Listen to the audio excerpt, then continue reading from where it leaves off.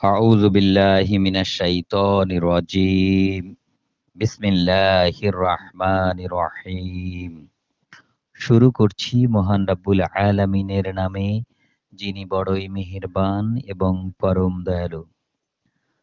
যারা আমার সাথে তাদের সাক্ষাতের আশা পোষণ করে না, তারা বলে, কত ভালো হতো যদি আমাদের কাছে আল্লাহ তাআলার কোনো ফেরেশতা নাজিল করা হতো, অথবা আমরা যদি আমাদের মালিককে দেখতে পেতাম।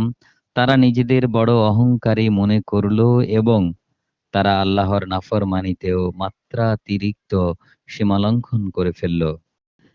যেদিন সত্যি তারা সেই ফেরেশতাদের দেখবে, সেদিন কিন্তু অপরাধীদের জন্য কোনো সুসংবাদ থাকবে না। বরং তারা বলবে, হে আল্লাহ, এদের থেকে আমরা তোমার কাছে আশ্রয় চাই। আশ্রয় চাই, কারণ ফেরেশতারা হবে আযাবের প্রতীক। এবার আমি তাদের সেই সব কর্মকাণ্ডের দিকে মনোনিবেশ করব, যা তারা দুনিয়ায় করে এসেছে। আমি তাকে উড়ন্ত ধূলিকণার মতোই নিষ্ফল করে দেব। সেদিন জান্নাতের অধিবাসীদের বাসস্থান হবে উৎকৃষ্ট ও তাদের বিশ্রামের জায়গা হবে অত্যন্ত মনোরম।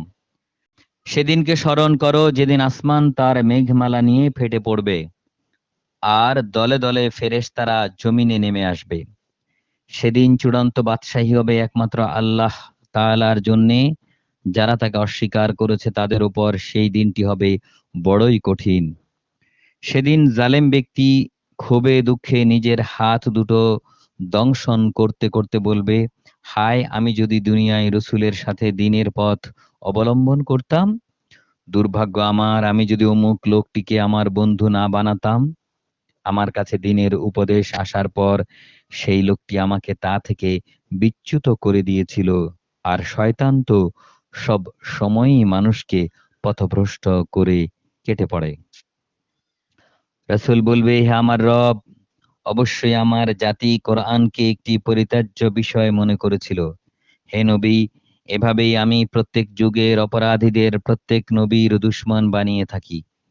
অবশ্য তোমার পথ প্রদর্শন ও সাহায্য করার জন্য তোমার রব একাই যথেষ্ট।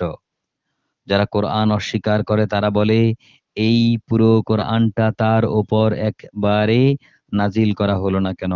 আসলে কোরআন তো এভাবেই নাজিল হয়েছে, যাতে করে এই ওহী দ্বারা আমি তোমার অন্তর মজবুত করে দিতে পারি। এ কারণেই আমি একে থেমে থেমে নাজিল করেছি। ওরা তোমার কাছে যে কোনো ধরনের বিষয় নিয়েই আসুক না কেন, আমি সাথে সাথেই তোমার কাছে এর একটা যথার্থ সমাধান এনে হাজির করি এবং তার একটা সুন্দর ব্যাখ্যাও তোমাকে বলে দেই। এরা হচ্ছে সেসব লোক যাদের কেয়ামতের দিন মুখের উপর ভর দিয়ে জাহান্নামের সামনে জড়ো করা হবে। ওদের সেই স্থানটি হবে অতি নিকৃষ্ট, আর ওরা নিজেরাও হবে অতিশয় পথভ্রষ্ট। মহান আল্লাহ যা বলেছেন সত্য বলেছেন।